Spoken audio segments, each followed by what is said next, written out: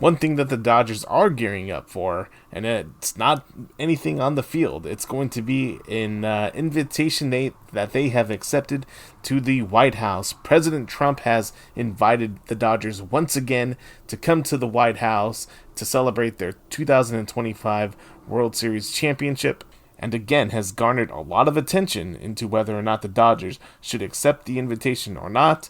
The Dodgers have accepted the invitation, and they will be, at some point during the season, going to the White House to visit President Trump so they could be honored at the White House in Washington, D.C.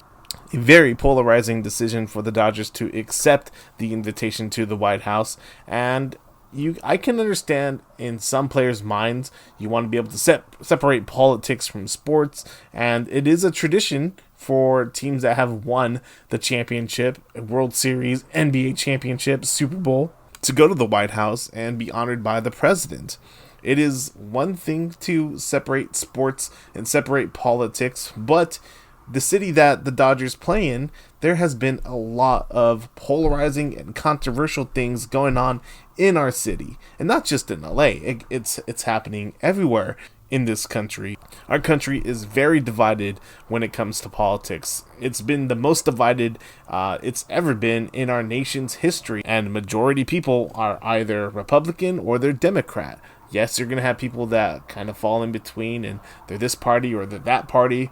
But for the most part in this country, you're either Republican or you're Democrat. And it's not my job to tell you which is right or wrong.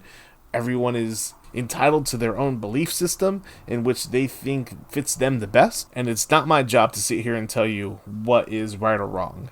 But what I can tell you is obviously the injustices that has been happening on these streets to so many good-hearted people in this country. And yes, you can label them as immigrants, you can label them as illegals, whatever you want to say. And we're not here to discuss whether they should be here or not. What we are here to discuss is the fact that people have been racially targeted in our streets, and it has been happening for quite some time since the Trump administration has taken over. Obviously, racism, systemic racism goes back to God knows when, right? Nobody's denying that. But since the Trump administration has taken over, we have seen an ambush on these people in our communities. And whether you vote right or you vote left, it is crazy that the fact that these people are being ripped away from these families. And not just that, people are being killed left and right from ICE agents all over the world. And in the streets of Los Angeles, throughout Southern California, this has been a rampant thing going on for quite a while now. And a lot of people are taking it as a slap in the face to their community if any organization is taking an opportunity to align themselves with the Trump administration.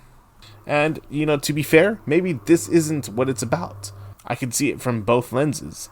Maybe it's about upholding a tradition, whether you agree with what the president is doing or not politically. Maybe it's about upholding a tradition that has been withstanding in sports history. And whether you like to agree with it or not, maybe for some players, it is an honor to be able to meet the president and to be able to celebrate the achievement that they have done in winning the World Series back-to-back years and having that at the White House. For some people, they will never, ever be able to have an opportunity to go or be invited to the White House. Not just some people, majority people will never have that distinct honor invitation into stepping foot into the White House. Maybe this is an opportunity for some players to live out their dream and to do that. And you can't fault them for being able to take that honor and agreeing to this opportunity, whether or not they agree with what the president is doing or not, or whether or not they even like the man. Because God knows there is a lot of people that do not like President Trump, and for good reason. President Trump has done and said a lot of sickening and vile things since he has taken over back as president. And even in his first run as president, he did a lot of sick and vile things. And, I don't blame you if you don't like the guy, okay? But if you do like the guy, okay, maybe you do want to be able to separate sports from politics, all right? It's like, separating church and state, too, you can be able to enjoy both things without them mixing. Take the NBA, for example. When the NBA was in the bubble, they went so political with the injustices that were happening. And right for the NBA to do so. Because of their culture, because of everything that was going on, the NBA decided to put on the court Black Lives Matter. They had jerseys that had injustices on them, and that was good for the NBA, but also it came at a price. The NBA lost a lot of viewers because of the decisions that they made. There's people out there that adamantly believe that sports should not mix into politics, and that is their own prerogative because, honestly, it is two separate entities. And then there's an understanding where sports should bleed into politics because it's not just about the game that's being played, it's about the representation of where the teams are playing, in what town they're playing, the cities, and it's a representation about the fans that come into these games and support the people that are playing, support the owners, support the players. It's about the fans that invest their hard-earned money into these games, into these leagues. Because without the fans, what do we have? We saw it during the bubble. How exciting was sports during the bubble when we didn't have any fans? It wasn't exciting at all. The fans are the heartbeat of sports. And when you take a political act, and such a polarizing political act like in accepting the invitation to the White House in a cabinet that does not give a flying fuck about colored people, It definitely is a slap in the face, and I can understand and I can be sympathetic towards people that feel that way. But also, there's both sides of the coin here.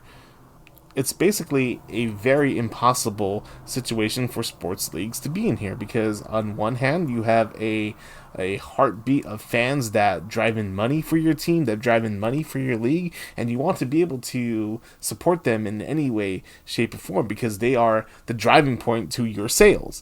But also, you have to keep in mind, you can't convalesce to one area or one specific fan group. You have to convalesce to all specific fan groups that are paying for your league. The world is so divided on where they stand, whether they are left, whether they're right, whether they stand in the middle. The world is so divided that it is an impossible situation for teams and leagues to kind of acquiesce here.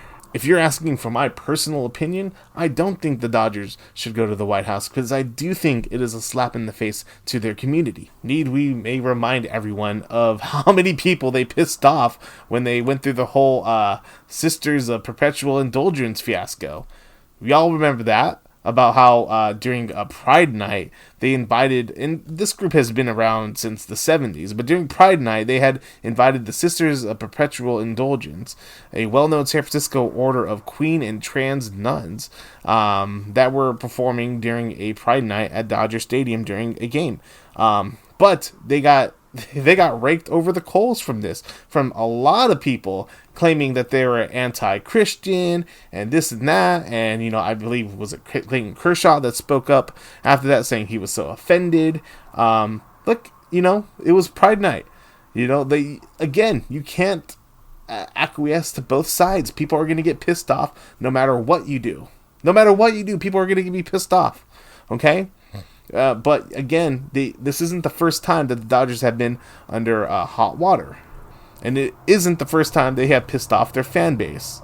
There's a long history about, even when Dodger Stadium was being built, they basically gentrified the entire area where Chavez Ravine is and basically isolated a lot of Hispanic people out of that area just to build the stadium. And that's something that is not talked about, but is definitely being mentioned when it comes to the long history of this team, and not in a good way. There's a lot of things that over the years that have happened, and maybe, look, the Dodgers went to the White House last year, and they, again, were raked over the coals, but not as much as it is this year because of just how much we have seen from the Trump administration just building upon this radical movement that ICE is performing every day in this country, terrorizing our country. I understand it. I do. But again, I'm going to sit here and say, look, it is an impossible situation for the organization to be in because you can't just serve one area of your fan base, even though it seems like it is the majority. It's not. You have to serve all parts of your fan bases, and it's an impossible situation for the Dodgers to be in.